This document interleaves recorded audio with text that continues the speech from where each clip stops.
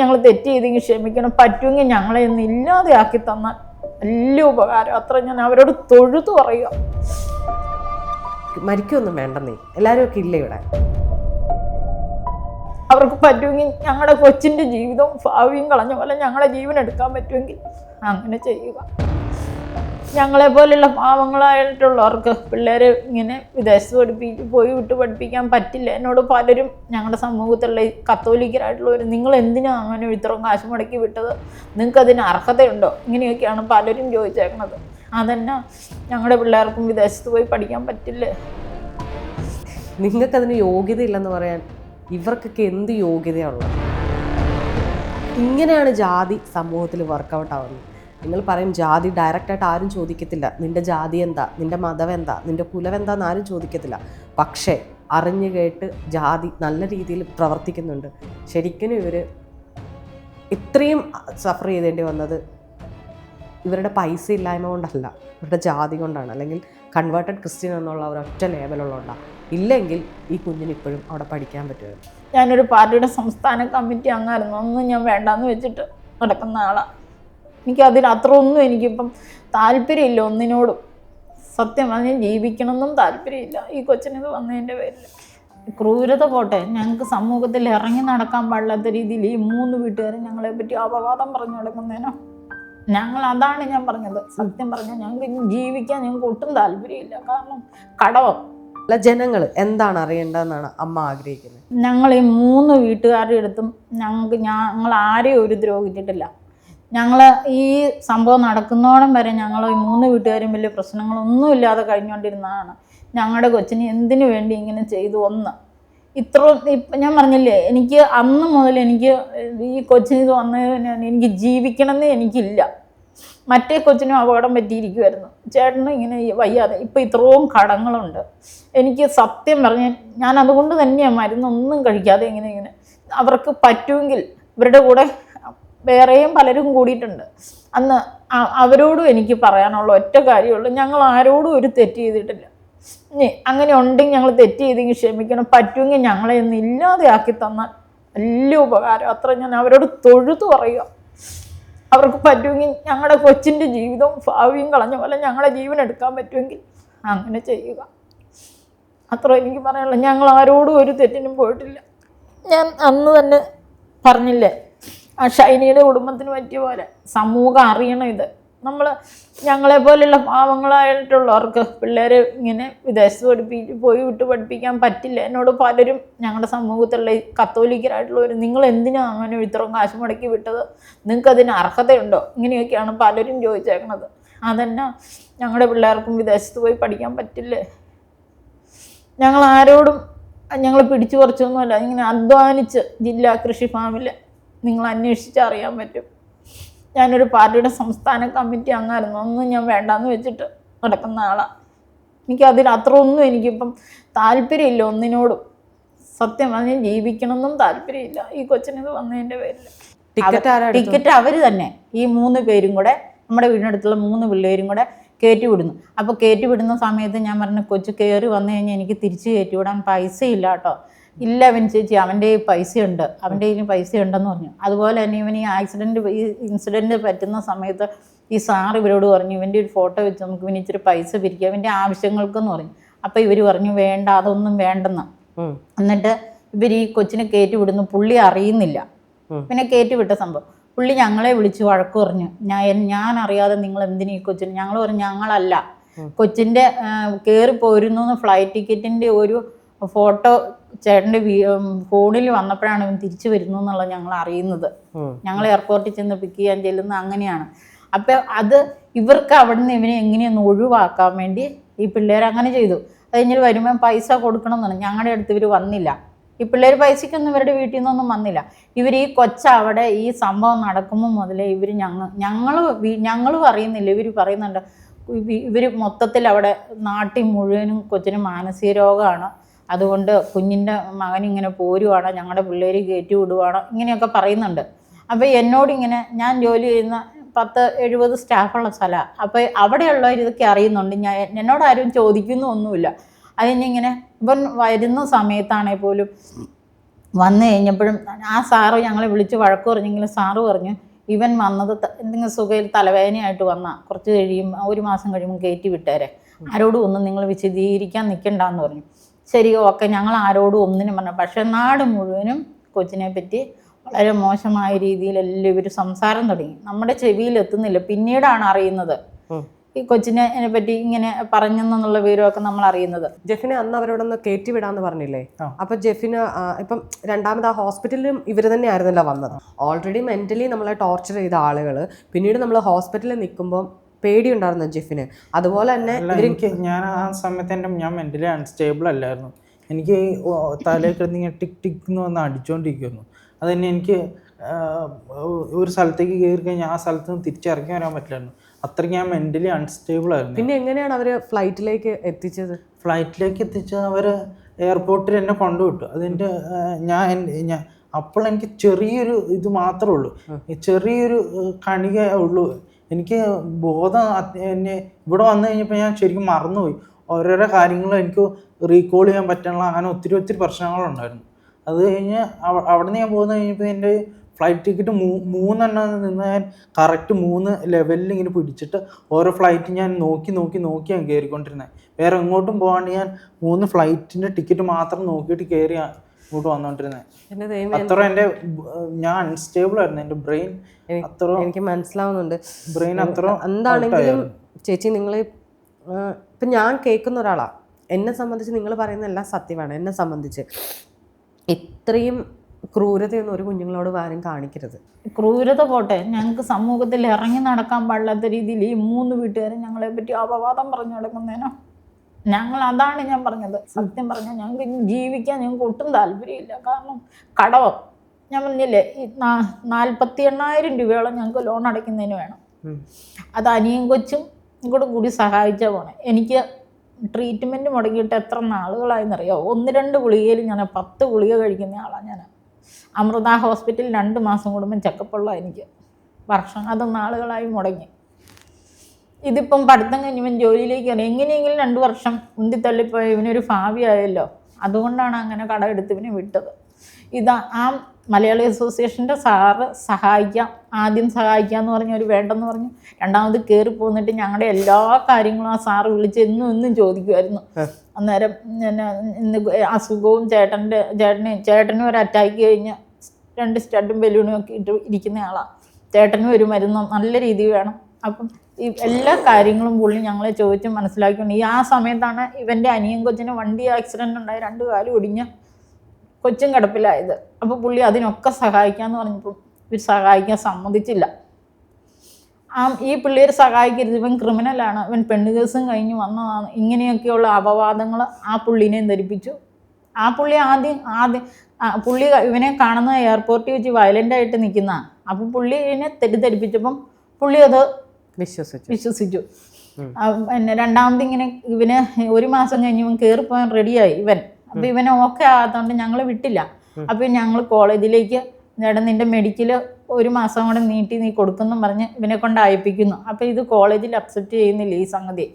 അപ്പം വീണ്ടും ഞങ്ങൾ ഇവിടുത്തെ ഇവനെ കയറ്റിവിട്ട് ഏജൻസിയിൽ വന്ന് കാര്യങ്ങളെല്ലാം പറഞ്ഞു കഴിഞ്ഞപ്പം അവരവിടെ ഒരു അഡ്വൈസറെ അവിടുത്തെ ഉള്ള ഒരു പുള്ളിക്കാരത്തിന് മേരി ജോൺ എന്നാണ്, മലയാളി, അവിടുത്തെ ഇവരുടെ കോളേജിലെ ആള്. അതിനെ വിളിച്ച് കാര്യങ്ങൾ പറഞ്ഞപ്പോൾ ഈ കൊച്ചിനെ കയറ്റി വിട്ടപ്പം കോളേജിലും അറിയിച്ചില്ല, കോളേജിൽ ഇവർ പറഞ്ഞിട്ടില്ല, ഇവർ ചുമ്മാ കയറ്റി വിട്ടു. ഇവർ കയറ്റി വിട്ടപ്പം ഇവൻ്റെ കൈ കൊടുത്തിരിക്കുന്ന പേപ്പർ ഇവൻ അന്നേരം വായിക്കാനോ നമ്മൾ ഈ പേപ്പറുകളൊന്നും കാണിക്കാൻ അന്നേരം സമയത്തൊന്നും നമ്മളോട് സഹകരിക്കുന്നേ ഇല്ല. അപ്പോൾ ഇവൻ്റെ കൈ കൊടുത്തിരിക്കുന്ന പേപ്പറിൽ ഇവൻ ഇന്ത്യയിലേക്ക് പോകുന്നു, ഇനി തിരിച്ചില്ല എന്നൊക്കെ പറഞ്ഞാണ് ഇവൻ്റെ കൈ കൊടുത്തിരിക്കുന്ന പേപ്പർ കൊടുത്തു വിട്ടിരിക്കുന്നത്. അതൊക്കെ പേപ്പർ നമ്മുടെ കയ്യിലുണ്ട്. കോളേജിൽ ഇവരെ അറിയിച്ചില്ല.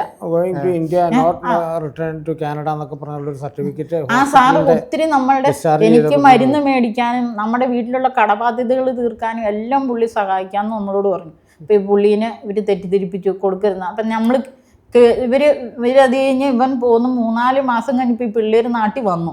അന്നേരം ഈ കൊച്ചിനെ കാണാനോ ഇവർ വിളിക്കാനോ അല്ലെങ്കിൽ ഈ വീട്ടുകാരൊന്ന് അന്വേഷിക്കാനോ ഈ 3 വീട്ടുകാരും തയ്യാറായില്ല.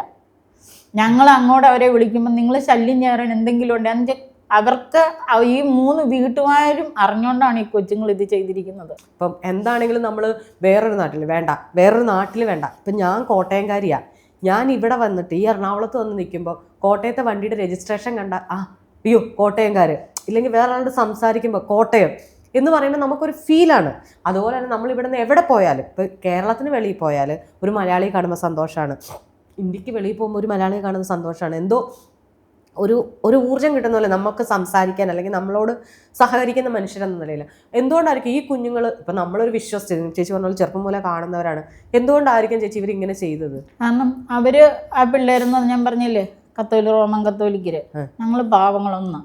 പിന്നെ ആ പിള്ളേരിലും ഇവൻ വേറെ ചീത്ത സ്വഭാവങ്ങളൊന്നുമില്ല. ഇവൻ കിട്ടുന്ന പൈസ സേവ് ചെയ്യുന്നു, ഇവൻ നന്നായി പോയാൽ. അവര് അത്ര വർഷങ്ങളായി, പക്ഷെ അവർക്ക് വലിയ സേവിങ്സ് ഒന്നും ഇല്ല. കാരണം ഇവൻ പറഞ്ഞത് ഇവനെ ഇങ്ങനെ ഡോക്ടർ കൗൺസിൽ ചെയ്യുന്നതെന്ന് ഞാൻ കേട്ട് മനസ്സിലാക്കിയ ഒരു കാര്യങ്ങൾ ഇവൻ അവിടെ അടിച്ചു പൊളിച്ചാണ് ജീവിക്കുന്നത്. വളരെ മോശമായ രീതിയിലും ആ പിള്ളേർ അവിടെ ജീവിക്കുന്നത്.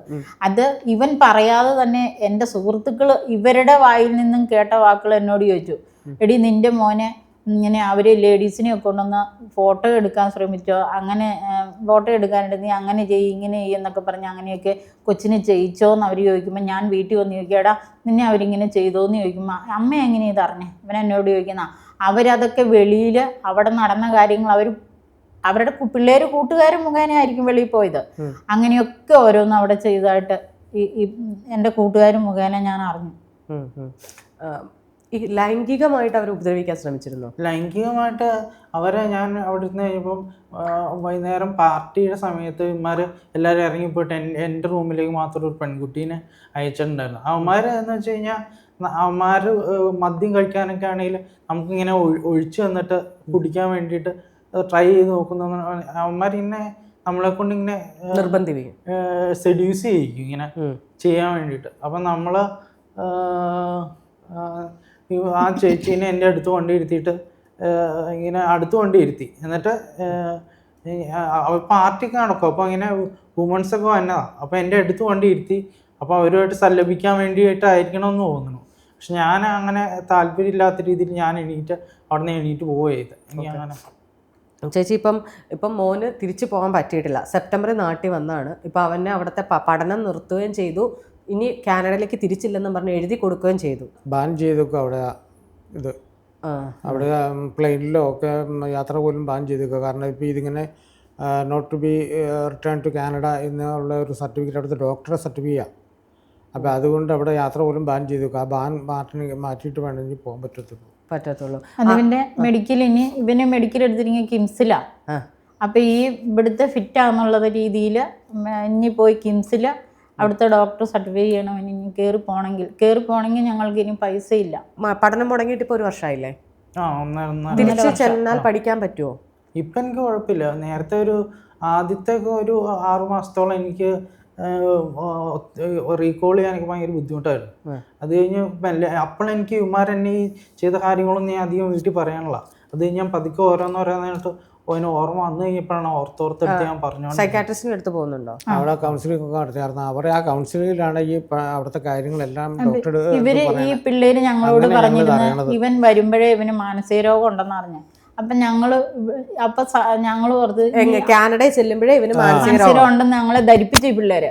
അപ്പൊ ഞങ്ങൾ ഓർത്ത് ഇപ്പൊ അസുഖം എപ്പോഴും ഏത് സമയത്തും വരാലോ. അപ്പൊ ഞങ്ങളും ഇങ്ങനെ ഓർത്ത് മാനസിക രോഗമാണ്. അപ്പൊ ഒരിക്കലും ഞാൻ ഡോക്ടറോട് ചോദിച്ചു, ഇങ്ങനെ ഡോക്ടർ എന്നും ചൊല്ലുമ്പോൾ ചോദിക്കും നീ എങ്ങനെയാണ് ഈ മയക്കുമരുന്ന് നിന്റെ ഉള്ളിൽ ചെന്നത്, നീ എങ്ങനെയാ അവരെങ്ങനെയാ നിനക്ക് തന്നെ, ഇങ്ങനെ ചോദിക്കുമ്പോൾ എനിക്ക് ഇവര് തന്നിട്ടില്ല. ഇവൻ പറയുന്നതാണ് എനിക്ക് അങ്ങനെ തന്നിട്ടില്ല എന്ന് പറഞ്ഞു. അപ്പൊ ഞാൻ ഡോക്ടറോട് ചോദിച്ചു, ഡോക്ടറെ ഇവന് മാനസിക പ്രശ്നം വല്ലതും ഉണ്ടോ? അപ്പൊ ഡോക്ടർ എന്നോട് ഇങ്ങോട്ട് വഴക്ക് പറഞ്ഞു. മാനസിക പ്രശ്നമുള്ള ഒരു കൊച്ചിനെ ഫ്ലൈറ്റിന് കയറ്റി വിടില്ല അവര്. ഒന്നങ്ങനെ. രണ്ടാമത് കാനഡയിൽ മാനസിക രോഗം ഉണ്ടെങ്കിൽ 6 മാസം അല്ലെങ്കിൽ 1 വർഷം അവരുടെ അണ്ടറിലായിരിക്കും ഈ കൊച്ച്. അത് ഭേദമായതിന് ശേഷം അങ്ങനെ ഒരു അസുഖം ഇല്ലായെങ്കിൽ മാത്രമേ ഫ്ലൈറ്റിന് കയറ്റി വിടുള്ളൂ. 12 മണിക്കൂർ നേരത്തോളം അങ്ങാണ്ട് ഫ്ലൈറ്റിലിരിക്കണം. അങ്ങനെയൊന്നും പിള്ളേരെ കയറ്റിവിടില്ല. 40% പേടിയും 60% മയക്കുമരുന്നാണ്. എന്ന് വെച്ചാൽ ഇവർ അവിടെ നടക്കുന്ന ഇവരുടെ ജീവിത രീതികളൊക്കെ ഇവൻ മനസ്സിലാക്കിയല്ലോ. അപ്പം ഇവൻ അതിൽ നിന്ന് ഇവിടെ നാട്ടിൽ വന്ന് പറയാതിരിക്കാൻ വേണ്ടി ഒന്നെങ്കിൽ ഇവനെ ഇല്ലായ്മ ചെയ്യാൻ, ഇല്ലെങ്കിൽ മാനസിക രോഗിയായിട്ട് തീരാനുള്ള മയക്കുമരുന്നാണ് ഇവന് കൊടുത്തിരിക്കുന്നത്. മയക്കുമരുന്ന് കൊടുത്തു എന്ന് ഞങ്ങൾക്ക് മനസ്സിലായത്, മയക്കുമരുന്നിലാണ് ഇത് കൊടുത്തു എന്ന് മനസ്സിലായത്. ഞാൻ പറഞ്ഞില്ല, ഞാൻ പ്രാർത്ഥിക്കുന്ന ഒരാളാണ്. ഞാൻ ഒരു ധ്യാനം കൂടാൻ പോയി, മാതാവേ എൻ്റെ കൊച്ചിന് ഇത് എങ്ങനെ സംഭവിച്ചു എന്നെ ഒന്ന് കാണിച്ചു തരണേന്ന് ഞാനിങ്ങനെ 3 ദിവസം ധ്യാനം കൂടും. അന്നേരം ഞാൻ കാണുവാണ് മാതാവ് എന്നെ ഇങ്ങനെ കാണിച്ചു തരുവാണ് ഇവരിൽ ഒരാൾ ഇങ്ങനെ ഒരു പൊടി കൊടുക്കുന്നതായിട്ട്. അത് ഞാൻ ഇവനോട് വന്നിട്ട്, അമൽ നിനക്ക് എന്ത് പൊടിയാടാ തന്നേന്ന് പറഞ്ഞപ്പോൾ പിന്നെ അന്തം വിട്ടുപോയി. അവൻ ഈ വഴക്ക് കൂടിയ സമയത്ത് ഇവന് പ്രോട്ടീൻ പൗഡർ കൊടുത്തായിരുന്നു, നീ ഇത് കഴിച്ചോ എന്നും പറഞ്ഞ്. അപ്പോൾ ഈ ഭക്ഷണമൊന്നും ഉണ്ടാക്കുന്നില്ലല്ലോ, ഇങ്ങനെ നടക്കുമല്ലേ, ആ പ്രോട്ടീൻ പൗഡർ വാരി തിന്നുകൊണ്ടാണെന്നാണ് പിന്നെ ഉള്ളിൽ ഈ മയക്കുമരുന്നെല്ലാം. ഭക്ഷണമൊക്കെ കഴിക്കുന്നുണ്ട്. പക്ഷേ ഇവന്മാർ ഇപ്പം നമ്മൾ ഭക്ഷണമൊക്കെ കഴിക്കുകയാണെങ്കിൽ, എന്തെങ്കിലും ഫുഡൊക്കെ ഉണ്ടാക്കി വയ്ക്കുകയാണെങ്കിൽ നമ്മൾ അതിൻ്റെ അകത്ത് മദ്യമൊക്കെ മിക്സ് ചെയ്യും. അപ്പോൾ അമ്മമാർ മയക്കുമരുന്ന് അങ്ങനെ കഴിക്കുമ്പോൾ എന്നോട് പറയും അവിടെയുള്ള ഭക്ഷണം ഒന്നും എടുത്ത് കഴിക്കരുത്, അത് നമുക്ക് ഭയങ്കര പ്രശ്നമാകുമെന്ന് പറയും. ഒരു തവണ ചുമ്മാ ഒരു മറ്റേ ഈ ബിങ്കോ പോലെയുള്ള ഒരു ഐറ്റം ഡോറിറ്റോസ് എന്ന് പറയും, അത് എടുത്ത് കഴിച്ച് കഴിഞ്ഞപ്പോഴത്തേനും ഭയങ്കരമായിട്ട് വൊമിറ്റ് ചെയ്തു. അതിൻ്റെ അത് ഇവന്മാർ മദ്യം ഏതാണ്ട് കലക്കി മിക്സ് ചെയ്ത് വെച്ചിട്ടുണ്ടായിരുന്നു. അപ്പോൾ ഇങ്ങനെ ഇവന്മാർ നമ്മൾ വിചാരിക്കണക്ക് അങ്ങനെ നമുക്കിട്ട് നമ്മൾ നോക്കി കണ്ട് നിന്നില്ല നമുക്കിട്ട് പണി തരും. അപ്പോൾ ഈ ഫുഡിൻ്റെ അകത്ത് ഇങ്ങനെ മയക്കുമരുന്ന് ഇങ്ങനെ കലർത്തിയിട്ടുള്ള ഞാൻ അറിഞ്ഞില്ല. കാരണം അത് ഞാൻ കഴിച്ചിട്ട് ഇങ്ങനെ പോയി കഴിയുമ്പോഴത്തേനും ഇങ്ങനെ പുറത്തിങ്ങനെ ഭയങ്കര വിഷ്വൽസായിട്ടൊക്കെ ഇങ്ങനെ കാണുകയൊക്കെ ചെയ്യുമായിരുന്നു. അവർ സിറിയൻ ക്രിസ്ത്യൻ അല്ല, റോമൻ റോമൻ കത്തോലിക്ക്, നിങ്ങൾ ലാറ്റിൻ കാത്തലിക്ക്. ഞങ്ങൾ ചേരമറ. അപ്പം ഞങ്ങൾ ഒത്തിരിയും തലമുറകളായതാണ് പള്ളിയിൽ കൂടിയിട്ട്. പക്ഷെ നമ്മളെ അങ്ങനെ അംഗീകരിക്കില്ലല്ലോ, എത്രയായാലും കത്തോലിക്കരിൽ അംഗീകരിക്കില്ല. അവരുടെ അടിമവേല ചെയ്ത് ഇന്നും ജീവിക്കുവാണെങ്കിൽ നമ്മൾ അതിന് പോകാത്തത് കൊണ്ടായിരിക്കും നമ്മളെ ഇന്ന് വരെ അംഗീകരിക്കാത്തത്. അതായത് ജാതീയത ഉണ്ടെന്നാണ്. ജാതിയുടെയാണ് കൂടുതലും, ഇതിൽ വർഗീയതയാണ് ഈ കൊച്ചിനെ ഇങ്ങനെ ആക്കിയതെന്ന് ഞങ്ങൾക്ക് 100% അറിയാം. അവിടെ ഈ സംഭവം ഉണ്ടായിന്ന് അറിഞ്ഞു കഴിഞ്ഞപ്പോൾ തന്നെ അതിൽ ഒരു പയ്യൻ്റെ അച്ഛൻ അവിടെ നാട്ടിൽ പറഞ്ഞ് ഞാൻ ഇവനെ തിരിച്ച് കയറ്റി വിടാനോ ഒന്നിനും ഞാൻ ബന്ധപ്പെടുകയല്ല, എൻ്റെ മകനോട് പോലും ഒന്നിനും ബന്ധപ്പെട്ടെന്ന് പറഞ്ഞിട്ടുണ്ട് എന്ന് പറഞ്ഞ് ഈ പറഞ്ഞ ആ വ്യക്തി ഇവനെ ഇതിന് വേണ്ടിയിട്ട് ഇവൻ്റെ ഭാവി കളയാൻ വേണ്ടിയിട്ട് അവൻ്റെ മകൻ മുഖാന്തരം ഒത്തിരി പ്രഷർ ചെലുത്തി അവനെ കൊണ്ട് ചെയ്യിച്ചിട്ടുണ്ട്. എൻ്റെ കൂടെ ഉണ്ടായിരുന്നൊരു പയ്യൻ്റെ ഫാദർ ഇവനെ അങ്ങോട്ട് തിരിച്ചു കയറി പോരാനോ അല്ലെങ്കിൽ ഒരു കാര്യത്തിനും അവൻ സഹായം ചെയ്യില്ല, ഞങ്ങൾക്കായിട്ടൊരു സഹായം ചെയ്യുകയില്ല. അവൻ്റെ മകനോട് പറഞ്ഞ ഏതെങ്കിലും രീതിയിൽ അവനെ കൂടി കയറ്റി വിട്ടേക്കണം, അവൻ്റെ ഒരു കാര്യത്തിനും ഇടപെടാൻ പോകണ്ട എന്നുള്ള രീതി പറഞ്ഞെന്നും പറഞ്ഞ് എന്നോട് നേരിട്ട് അവൻ പറഞ്ഞ ഈ പിള്ളേർ ഇവനിങ്ങനെ ഉപദ്രവിച്ചു എന്ന് എനിക്കൊരു തോന്നലോ തോന്നുന്നില്ല. അതുകൊണ്ട് തന്നെയാണ് അവർക്കൊരു കൺസെന്റ് ഞാൻ ഇങ്ങനെ പറഞ്ഞ എഴുതി കൊടുത്തത്. കാരണം ഇവരിങ്ങനെ ചെയ്തു എന്നുണ്ടെങ്കിൽ ഞാൻ ഒരു കാരണവശാലും ഞാനത് ചെയ്യില്ല. എൻ്റെ ഒരു വിചാരിക്കുന്ന കൊച്ചിൻ്റെ സംശയം കൊണ്ട് അല്ലെങ്കിൽ എന്തെങ്കിലും തോന്നി എന്നുള്ള ഒരു ഇതല്ലാണ്ട് ഇവർ ഉപദ്രവിക്കും എന്നുള്ളൊരു യാതൊരു വിധ ഒരു ചിന്തയില്ല. അവരുടെ അടുത്താന്ന് പറയുമ്പോൾ നമ്മുടെ നാട്ടിലുള്ള പിള്ളേരാണല്ലോ, അവരുടെ അടുത്തുണ്ടെന്ന് പറയുമ്പോൾ എന്തെങ്കിലും ഒരു ആവശ്യം വന്നാൽ അവർ ഹെൽപ്പ് ചെയ്യാൻ അടുത്തുണ്ടല്ലോ എന്നുള്ള ഒരു ആത്മവിശ്വാസം ഒരു ധൈര്യമായിരുന്നു ഞങ്ങൾക്കുണ്ടായിരുന്നു. അത് നേരെ തിരിച്ചായിരുന്നു. അവരെന്നെ ഇങ്ങനെയൊക്കെ എനിക്ക് പണി തരുമെന്ന് എനിക്ക് അവിടെ ചെന്ന് കഴിയുമ്പോൾ അവിടുത്തെ ലൈഫ് സ്റ്റൈലൊക്കെ വേറെയാണ്. അപ്പം മലയാളികളൊക്കെ എല്ലാ മലയാളികളും അല്ല, ഇങ്ങനെയുള്ള ആൾക്കാരും ഉണ്ട്. അപ്പോൾ അവർ നമ്മളിങ്ങനെ വിശ്വസിച്ച് കൂടെ നിന്ന് കഴിയുമ്പോൾ നമ്മൾ കൂടെ നിന്നിട്ട് നമ്മൾക്ക് പണി തരുമെന്ന് നമ്മൾ ഒരിക്കലും പ്രതീക്ഷിച്ചില്ല. ചേച്ചി ഇപ്പം കുഞ്ഞ് തിരിച്ചു വന്നതിന് ശേഷം ഇപ്പോൾ പറഞ്ഞ പോലെ അവനിപ്പോൾ തിരിച്ചു വിടണം എന്നുണ്ട്. ഇപ്പം നിങ്ങൾ ഈ പരാതി എന്നാണ് ആദ്യം കൊടുത്തത്? എങ്ങനെ ഇത് പരാതി കൊടുക്കണം എന്ന് നിങ്ങൾക്ക് തോന്നിയത് എപ്പോഴായിരുന്നു? ഈ കൊച്ചിനെ കൗൺസിൽ ചെയ്യുമ്പം ഡോക്ടറിനെ അറിയാമല്ലോ മാനസിക പ്രശ്നമല്ല ഇതാന്ന്. അപ്പോൾ ഈ കൗൺസിൽ ചെയ്യുമ്പോൾ ഇവനോട് ഓരോന്ന് ചോദിക്കുമ്പോൾ നമ്മളിങ്ങനെ കേട്ട് അപ്പം നമുക്ക് അന്നേരം മനസ്സിലായി ഈ കൊച്ചുങ്ങൾ അതിനിടയ്ക്ക് വഴക്ക് കൂടിയെന്ന് പറഞ്ഞല്ലോ. ആ സമയത്ത് നമുക്കറിയായിരുന്നു ഒരു വഴക്ക് കൂടിയത് കൊണ്ടാണ് കൊച്ചിനിങ്ങനെ വന്നതെന്ന് നമുക്കറിയായിരുന്നു. പക്ഷെ ഇത്ര സീരിയസ് ആണെന്ന് നമുക്കറിയില്ലായിരുന്നു. പിന്നെ ഇവന് എയർപോർട്ടിൽ വെച്ച് പിടിച്ച് ആശുപത്രി കൊണ്ടുപോയി എന്ന് പറഞ്ഞില്ലേ, ആ കൊണ്ടുപോയപ്പോൾ ഈ കൊച്ചിനെ അറിയത്തില്ല, ഞങ്ങൾ അറിഞ്ഞു അല്ലെങ്കിൽ കൊച്ചു എങ്ങോട്ടാ പോകുന്നതെന്ന് കൊച്ചിനെ അറിയത്തില്ല. കൊച്ചിനെ ഒരിടത്ത് മുറി കൊണ്ടിട്ടപ്പോൾ കൊച്ചു പേടിച്ചു പോയി. ഞങ്ങളെ അവിടുന്ന് വേഗം ചേട്ടൻ്റെ ഫോണിലേക്ക് വിളിച്ചിട്ട് ഇങ്ങനെ, അച്ചച്ച ഞാൻ എവിടെയാണെന്ന് അറിയത്തില്ല, നിങ്ങളെ ഇനി കാണുമോയെന്ന് അറിയത്തില്ല, ഞാൻ ഇങ്ങനെ ഒരു സ്ഥലത്താണ്, ഇനി അച്ചച്ച ഇനി നമ്മൾ വലിയ വായി നിലവിളിച്ചു. അപ്പം ഞങ്ങൾ പറഞ്ഞു മോനെ നീ പേടിക്കണ്ട, സുബിൻ ചേട്ടായി നിതിനും കൂടെ നിൻ്റെ അടുത്ത് വന്നില്ല, അവരാണ് അവർക്കറിയാം നീ എവിടെയുള്ളതെന്ന്. നീ 2 ദിവസം കഴിയുമ്പോൾ നിൻ്റെ ഇത് മാറുമെന്ന് പറഞ്ഞു. എനിക്കിപ്പോൾ ഒരു കുഴപ്പമില്ല, ഈ നിതിൻ എന്നെ ഇങ്ങനെ ആക്കിയതാ, നിതിൻ ഒറ്റയാൾ കാരണം എനിക്ക് ഇങ്ങനെ പറ്റി. അച്ചാച്ച പോലീസ് സ്റ്റേഷനിൽ ചെന്ന് പറയണം കേട്ടോ, എന്നെ ഇങ്ങനെ ഇന്ന സ്ഥലത്താണ് ഞാൻ എന്ന് വെച്ചാൽ റൂട്ട് മാപ്പ് പോലും ആ സ്ഥലം വരെ ഫോണിൽ ഇട്ടുവൻ തന്നു. അന്നേരം ഞങ്ങൾക്ക് ശരിക്കും അറിയാമായിരുന്നു ഇവർ ഈ കൊച്ചിനെ ഇങ്ങനെ ആക്കിയതാണ്. അപ്പം നമ്മൾ സാധാരണ കോളേജിലൊക്കെ ഇങ്ങനെ ഓരോന്ന് ഇത് ചെയ്യുന്നില്ലേ, അതുപോലെയൊക്കെ ആയിരുന്നു നമ്മൾ വിശ്വസിച്ചു. അത് കഴിഞ്ഞ് പിന്നീട് നമ്മൾ ഈ സാറ് ഇടപെട്ട് കയറ്റി വിടരുതെന്ന് പറഞ്ഞു. കോളേജിൽ അറിയിക്കാതെ വന്നു. ഇതൊക്കെ ചെയ്തപ്പോൾ ഞങ്ങൾക്ക് ശരിക്കും മനസ്സിലായി ഈ പിള്ളേർ. അതുപോലെ തന്നെ ഈ പിള്ളേര് വന്നിട്ട് ഈ കൊച്ചിനൊന്ന് ഫോൺ ചെയ്യോ, കാണാൻ വരാതെ ഒന്ന് വന്നു പോലും ഇല്ല ഇവര്. അപ്പോഴാണ് ഞങ്ങൾ കൊണ്ടേ കേസ് കൊടുത്തത്. അവര് പിന്നീട് ഇങ്ങനെ നാട്ടിലേക്ക് വന്നു. വന്നതിന് ശേഷം ഫോൺ ചെയ്തു പോലും കാര്യങ്ങൾ മുറ്റത്തെ വീട് അവൻ വന്നിട്ട് കയറി വന്നില്ല. എന്നിട്ട് ഞങ്ങള് കേസ് കൊടുത്തു കഴിഞ്ഞപ്പം കല്യാണത്തിന് വന്നായി. 1-ാം പ്രതി കല്യാണത്തിന് വന്ന. ഇവരുടെ പേരുകളൊന്ന് പറയാമോ? 1 നിതിൻ തോമസ് പാലത്തിങ്കൽ 1-ാം പ്രതി, 2 സുബിൻ ജോസ് പാണനാൽ 2-ാം പ്രതി, 3 അമൽ ജോസഫ് കുളങ്ങരത്തൊട്ടിയില്. പിന്നെ 1-ാം പ്രതിയുടെ 2 കൂട്ടുകാര്, അവര് കോഴിക്കോടും വയനാടും ഉള്ള 2 പിള്ളേരാ. ആരുടെ കല്യാണത്തിന് അവിടെ വന്നേ? ഇതിപ്പം 2 പേരുടെയും കല്യാണം കഴിഞ്ഞു, അതിനുശേഷം വന്ന. അതിൽ 1-ാം പ്രതിയുടെ കല്യാണത്തിന് വന്നതായിരുന്നു. വന്നപ്പം നമ്മൾ കേസ് കൊടുത്തോണ്ട് പോലീസുകാർ തന്നെ അവരോട് പറഞ്ഞു വേഗം കയറി പൊക്കോളാൻ. അവൻ ആ എടുത്തത്രയും ലീവിൽ നിന്നില്ല, അതിന് മുമ്പേ അവൻ കയറിപ്പോയി. ഈ പോലീസ് കേസ് എടുത്ത് അല്ലെങ്കിൽ കേസ് തെളിവുകൾ ചോദിക്കും, അല്ലെങ്കിൽ FIR ഇട്ട് എന്ത് പറഞ്ഞു അവര് പറഞ്ഞത് കാനഡയിൽ നടന്നതല്ലേ, ഇങ്ങനെ ആരോപണങ്ങൾ ആളേ ഉള്ളൂ, ഒന്നും ചെയ്യാൻ പറ്റില്ല എന്ന് പറഞ്ഞു. നിങ്ങൾ കൊച്ചിനെ ബെറ്റർ ആക്കാൻ നോക്കുക, വേറെ ഒന്നും ചെയ്യണ്ടെന്ന് പറഞ്ഞു. അപ്പം ഇതിന് പ്രകാരമാണോ നിങ്ങൾ ഇപ്പം എൻ്റെ കയ്യിലിരിക്കുന്നത്? ഡീൻ കുര്യാക്കോസിന് കൊടുത്തതുണ്ട്, പിന്നെ CM-ന് കൊടുത്തതുണ്ട് അല്ലേ, മുഖ്യമന്ത്രിക്ക്. ഇവിടെ നിന്ന് എന്താണ് അവർ വന്ന് പറഞ്ഞേക്കുന്നത്? ഞങ്ങളെ വിളിച്ചു, പോലീസ് സ്റ്റേഷനിൽ എൻക്വയറിക്കൊക്കെ വിളിച്ചു. അവര് ഞങ്ങളോട് ഈ കഴിഞ്ഞ ദിവസം ചെന്നപ്പോൾ DSPയുടെ ഓഫീസിൽ നിന്ന് അവരുടെ ഫോൺ നമ്പർ നാട്ടിലുള്ളത് തരാമോന്ന്. ഞങ്ങൾക്ക് അവരുടെ ഫോൺ നമ്പർ നാട്ടിൽ നിന്നാണേലും കിട്ടാൻ വഴിയില്ല. അന്ന് അല്ലാത്ത നമ്പർ ഞങ്ങളുടെ കയ്യിലുണ്ട്, അത് കൊടുത്തു. അതിലിപ്പം 3-ാമത്തെ അമൽ ജോസഫ് എന്ന് പറയുന്ന ആള് നാട്ടിലുണ്ട്. അവനെ അന്വേഷിച്ചാൽ അറിയാം ഇവര് മയക്കുമരുന്ന് ഉപയോഗിക്കുന്നതിൻ്റെ ഒരു പ്രസക്തി. അവൻ സുഖമില്ലാതെ വന്നിട്ട് ഇപ്പോൾ കുറേ അതിന് പോകാൻ പറ്റിയിട്ടില്ല. അവനാണ് ഈ കൊച്ചിന് ഞങ്ങളുടെ വിശ്വാസം ഈ പ്രോട്ടീൻ പൗഡറിൽ കൊടുത്തത്. 2024 ജനുവരി മുതൽ നിങ്ങൾ കേസിലുണ്ട്, ഏകദേശം 1.5 വർഷം. അപ്പൊ കൊച്ചിന്റെ പഠിത്തം തന്നെ നിന്ന് പോയിട്ട് 1.5 വർഷം. ശരിക്കും ഇപ്പൊ അവിടെ പഠിക്കുവായിരുന്നേ, ജോലി ചെയ്യേണ്ട അവസ്ഥ. ഈ വർഷം അവസാനം എൻ്റെ കോഴ്സ് ഫുള്ളായിട്ട് തീരണ്ടായിരുന്നു.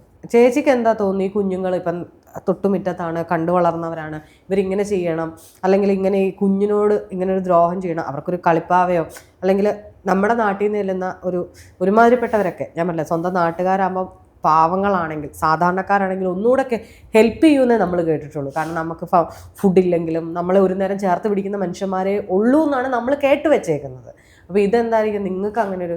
എനിക്ക് ഇത് 1-ാം പ്രതി എന്നോട് ഇടയ്ക്ക് പറഞ്ഞു, ഇവനെ 1-ാം പ്രതി എന്നോടൊരു ദിവസം പറഞ്ഞു, ഇവര് ഉപദ്രവിച്ചത് ഈ 3-ാം പ്രതിയുടെ അനിയൻ പറഞ്ഞിട്ടാണ്, അനിയനും കൂട്ടുകാരും പറഞ്ഞിട്ടാണ്.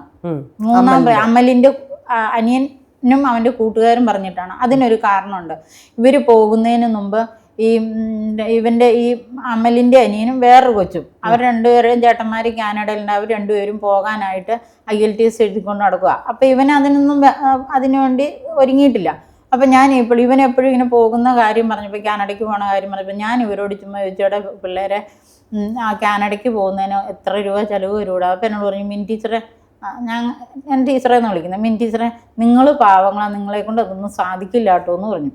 അപ്പം ഞാൻ പിന്നെ അതോടെ സ്റ്റോപ്പ് ചെയ്തിട്ട് ഇവനോട് പറഞ്ഞു, നീ ഇനി ഇവിടെ ആരോടും ഇതേപ്പറ്റി ചോദിക്കണ്ട, ഞങ്ങൾക്ക് താല്പര്യമുണ്ട്, നമുക്ക് ഏജൻസിയിൽ നേരിട്ട് പോയി ചോദിക്കാമെന്ന് പറഞ്ഞു.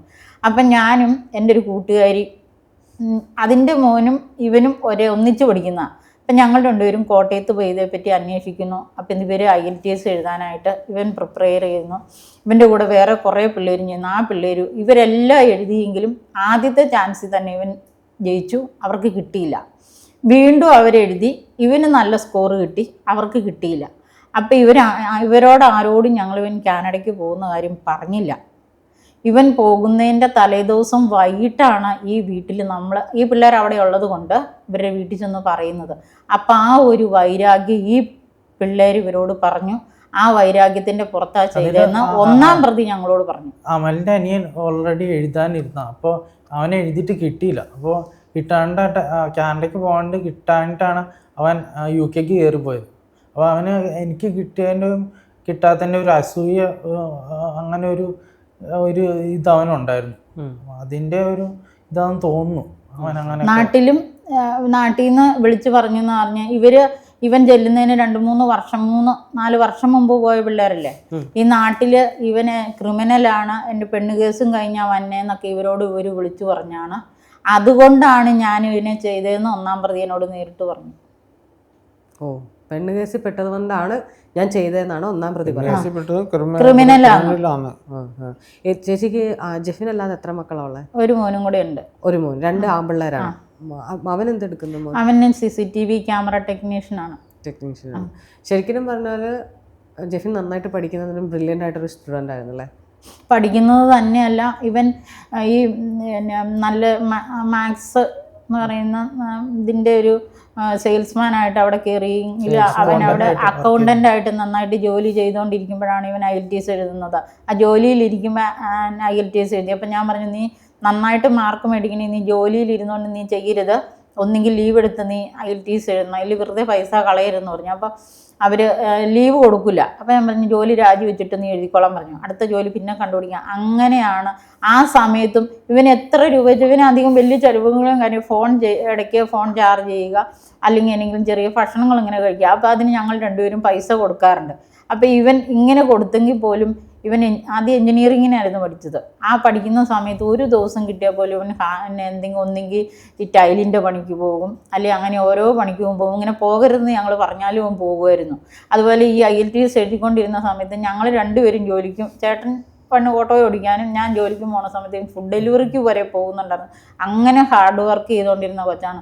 ഇപ്പം നാട്ടിലൊക്കെ എന്തെല്ലാം ഈ കൊച്ചിന് ഇപ്പം ഇവൻ പോകുന്നില്ല. ഇവൻ്റെ ആരോഗ്യം വളരെ മോശമായതുകൊണ്ട് അതുകൊണ്ട് ഇവൻ ജോലിക്ക് പോകുന്നില്ല. നേരത്തെ ഇവൻ നന്നായിട്ട് ജോലിക്കും പോകുമായിരുന്നു. നല്ല എല്ലാവരുമായിട്ട് നല്ല രീതിയിലും പോയിക്കൊണ്ടിരിക്കും. ഇപ്പോൾ ഈ ബാൻ നീങ്ങിക്കഴിഞ്ഞാൽ ബാക്കി പഠിക്കാൻ പറ്റും. അപ്പോൾ ഈ ലോണും കാര്യങ്ങളും ഒക്കെ ഇപ്പോഴും സ്റ്റിൽ പെൻഡിങ് ആണ്. ഞാൻ വിധിയിലാണോ വിശ്വസിക്കുന്നത്, കർമ്മത്തിലാണോ വിശ്വസിക്കുന്നത്, എനിക്ക് തന്നെ ഇപ്പം ചേച്ചിയോട് പറയാൻ പറ്റണില്ല. കർമ്മത്തിലാണ് ഞാൻ ശരിക്കും വിശ്വസിക്കുന്നത്. നമുക്കൊരു പ്രശ്നം ഉണ്ടാവും, അത് കുറച്ച് കഴിയുമ്പോഴത്തേക്കും മാറും. പക്ഷേ നിങ്ങളുടെ ഈ പ്രശ്നത്തിന് നിങ്ങൾ ഒഴുക്കുന്ന കണ്ണീരിനൊന്നും യൂണിവേഴ്സൽ പവർ ഉണ്ടെങ്കിൽ ഉണ്ടെങ്കിൽ നല്ല ഉണ്ട്, അത് തിരിച്ചു വരും. സത്യത്തിൽ എനിക്ക് പറയാനുള്ളത്, ശരിക്കും കാണുന്നവരെപ്പോഴും ചോദിക്കുക എന്താണ് ജാതീയത, ഇപ്പം ജാതി ഉണ്ടോ, നിങ്ങൾക്കത് തോന്നുന്നു? ഇങ്ങനെയാണ് ജാതി പ്രവർത്തിക്കുന്നത് ഓരോ മനുഷ്യരിലും.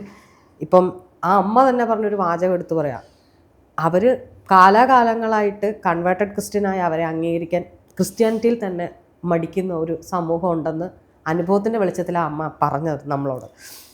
അതാ അമ്മയ്ക്ക് കിട്ടിയത് ഒരു പക്ഷേ ചെറിയ അവഗണനകളായിരിക്കാം. പക്ഷെ ഒരു മകന് കിട്ടിയത് അവൻ്റെ ലൈഫ്, അവൻ്റെ ഡ്രീം. അവൻ 2017 അവൻ ആഗ്രഹിച്ചിട്ട് അവൻ പോകുന്നത് 2022. അതായത് അത്രയും വർഷം സ്വന്തമായിട്ട് പഠിച്ച് കഴിവുകൊണ്ട് പോയി ആ കുഞ്ഞിനെയാണ് അവർ ഇല്ലാണ്ടാക്കാൻ നോക്കിയത്. അത് മാത്രമല്ല, അമ്മ പറഞ്ഞ പോലെ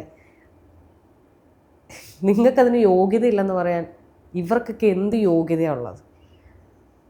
അങ്ങനെ ഒരാളോട് നമുക്ക് എങ്ങനെ പറയാൻ സാധിക്കും? ഇങ്ങനെയാണ് ജാതി സമൂഹത്തിൽ വർക്കൗട്ട് ആവുന്നത്. നിങ്ങൾ പറയും ജാതി ഡയറക്റ്റായിട്ട് ആരും ചോദിക്കത്തില്ല, നിൻ്റെ ജാതി എന്താ, നിൻ്റെ മതം എന്താ, നിൻ്റെ കുലം എന്താന്ന് ആരും ചോദിക്കത്തില്ല. പക്ഷേ അറിഞ്ഞു കേട്ട് ജാതി നല്ല രീതിയിൽ പ്രവർത്തിക്കുന്നുണ്ട്. ശരിക്കും ഇവർ ഇത്രയും സഫർ ചെയ്തേണ്ടി വന്നത് ഇവരുടെ പൈസ ഇല്ലായ്മ കൊണ്ടല്ല, ഇവരുടെ ജാതി കൊണ്ടാണ്, അല്ലെങ്കിൽ കൺവേർട്ടഡ് ക്രിസ്ത്യൻ എന്നുള്ള ഒരൊറ്റ ലേബലുള്ളതുകൊണ്ടാണ്. ഇല്ലെങ്കിൽ ഈ കുഞ്ഞിന് ഇപ്പോഴും അവിടെ പഠിക്കാൻ പറ്റുമായിരുന്നു. പക്ഷെ മെൻ്റലി തകർത്ത് കളഞ്ഞത്, ആ കൊച്ചിനെ മെൻ്റലി തകർത്ത് കളഞ്ഞത്, ഇത്രയെങ്കിലും എനിക്കത് പറഞ്ഞില്ലെങ്കിൽ ക്യാമറയ്ക്ക് മുന്നിൽ ഇത്രയെങ്കിലും ഞാൻ ഒരു ആങ്കർ ഇങ്ങനെ പറയാമോ എന്നുള്ളത് പോലും എനിക്കറിയില്ല. പക്ഷേ ആ കുഞ്ഞിനോട് സംസാരിച്ചൊരു ഇത്രയും നിമിഷം നിങ്ങൾ കേൾക്കുന്ന അതേ സമയത്താണ് ഞാൻ അവരെ കേൾക്കുന്നത്. അമ്മയായിട്ട് ഞാൻ സംസാരിച്ചിട്ടുണ്ട് അല്ലേ അമ്മേ? ആ കുഞ്ഞിനെ കേൾക്കുന്ന അതേ സമയത്തിരുന്ന് ഞാൻ പറയുവാണ്, ചങ്കി കൈവച്ച് ഞാൻ പറയുവാണ്. എനിക്ക് എൻ്റെ ഈ പൊസിഷനിലിരുന്നിട്ട് പോലുമല്ല ഞാൻ പറയുന്നത്, ഒരാളുടെയും വിദ്യാഭ്യാസം മുടക്കരുത്. നമ്മൾ എത്രയോ റാഗിങ് കേരളത്തിൽ കണ്ടിട്ടുണ്ട്, എവിടെ നിന്നൊക്കെ കണ്ടിട്ടുണ്ട്. ഇത് റാഗിങ്ങിലും അപ്പുറമാണ്, ഒരു മനുഷ്യനെ ഇല്ലായ്മ ചെയ്യുന്നതാണ്. അപ്പം സ്റ്റേ സ്ട്രോങ്, നന്നായിട്ട് നിൽക്കുക, പഠിക്കുക, വീണ്ടും അതിന് എന്നതാണോ ചെയ്യാൻ പറ്റുന്നത് ചെയ്യുക. എന്താണെങ്കിലും സമൂഹം, എൻ്റെ ചാനലിലൂടെ 10 പേരെ കാണുന്നുള്ളെങ്കിൽ 10 പേരിൽ 5 പേരെങ്കിലും കൂടെ നിൽക്കും, എനിക്ക് ഉറപ്പുണ്ടത്. ഓക്കെ, നമ്മുടെ സമൂഹം അത്ര ഒന്നും ചീഞ്ഞു പോയിട്ടില്ല. ഒരു 3 പേരത് ചെയ്തു എന്നും വെച്ച് ബാക്കി 30 പേരത് ചെയ്യണം എന്നില്ല. അപ്പോൾ ഹോപ്പായിട്ട് പോവുക, കുറച്ചുകൂടെ ജിമ്മിലോ അല്ലെങ്കിൽ കുറച്ചുകൂടെ മെൻ്റൽ പീസ് കിട്ടുന്ന വർക്കൗട്ട് ചെയ്യുക, സന്തോഷമായിട്ടിരിക്കുക, മരണത്തെക്കുറിച്ചൊന്നും ചിന്തിക്കേണ്ട, ക്യാൻസറിന് കൃത്യമായി ട്രീറ്റ്മെൻറ്റ് എടുക്കുക. നമുക്ക് പ്രശ്നങ്ങൾ വരുമ്പോൾ നമ്മളെല്ലാം ഡൗൺ ആകും. ഞാൻ ഉപദേശിക്കാൻ ആളൊന്നുമല്ല, ഞാൻ ഉപദേശമല്ല ഇത്, എനിക്ക് എൻ്റെ കൂടപ്പറപ്പ്, എൻ്റെ അമ്മ, എൻ്റെ അപ്പൻ എന്നുള്ള രീതിയിൽ ഞാൻ പറയുക. കുറച്ചുകൂടെ വെയിറ്റ് ചെയ്യും, എല്ലാം റെഡിയാണ്. അപ്പം മരിക്കൊന്നും വേണ്ടെന്നേ, എല്ലാവരും ഒക്കെ ഇല്ലേ ഇവിടെ? ഓക്കെ, ഹാപ്പി ആയിട്ടിരിക്കുക.